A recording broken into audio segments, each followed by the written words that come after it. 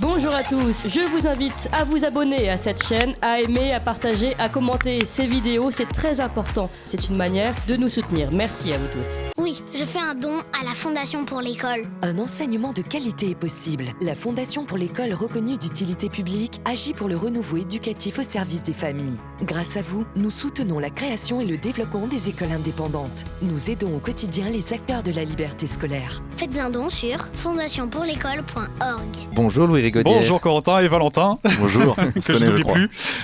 Alors aujourd'hui vous revenez sur le match qui s'est tenu au Stade de France samedi soir et qui représentait un enjeu politique de taille pour le président de la République. Oui Corentin, la semaine dernière je vous avais parlé de la crainte des autorités d'organiser la finale de la Coupe de France en compagnie d'Emmanuel Macron et de sa garde rapprochée. Eh bien bonne nouvelle, la soirée s'est bien passée. Pas d'envahissement de la pelouse, pas de violence aux abords du stade, peu de cartons rouges et peu de sifflets.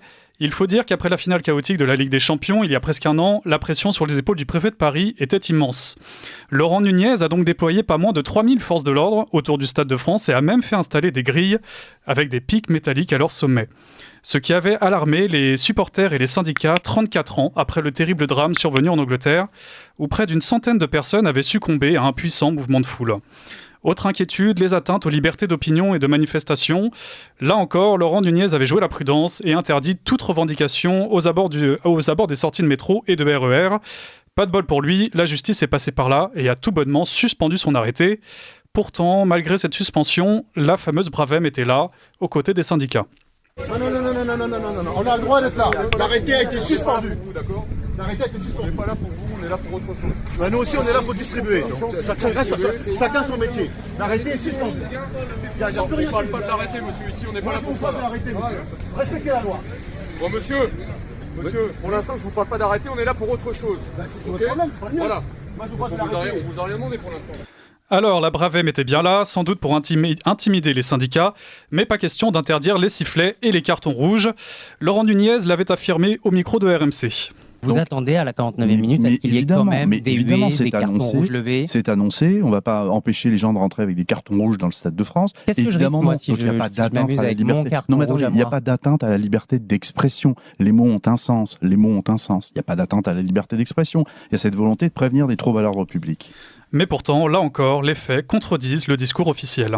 Qu'est-ce qui s'est passé? Racontez-moi. Je crois que vous avez dans les mains le carton rouge qui a été distribué par les syndicats. Qu'avait ma fille, qu'elle avait dans son sac, et quand elle a passé le contrôle habituel, la dame lui a dit « Vous ne rentrez pas avec ça », et ma fille souhaite rentrer avec ça. Moi, j'ai le même dans ma poche et je rentrerai au stade avec ça pour exprimer, et c'est l'occasion pour nous de montrer ce carton rouge. Et très franchement, je ne peux pas imaginer un pays comme le nôtre où on confisque un objet aussi agressif que celui-là. Quand je disais au début que tout s'était bien passé, c'est avant tout grâce au cumul de ces mesures mises en place par la préfecture, les forces de l'ordre et les stadiers qui ont contribué à faire taire la contestation populaire. Dans les médias, on parle de flop, mais Macron a quand même renoncé à descendre sur la pelouse pour saluer les joueurs tout en ordonnant que les écrans géants situés dans l'enceinte du Stade de France soient coupés pour éviter les sifflets. Juste quelques petites précisions sur l'histoire des images du président de la République serrant les mains des joueurs. Nous apprenons qu'elles ont donc bien été diffusées en direct par les diffuseurs de la compétition aux alentours de 20h45. Donc ce n'était pas des images enregistrées à ce moment-là, c'était bien du direct. En revanche, ce que nous disent nos reporters notamment qui sont sur place, qui sont dans le stade, confirmation, elles n'ont pas été diffusées sur les écrans du Stade de France.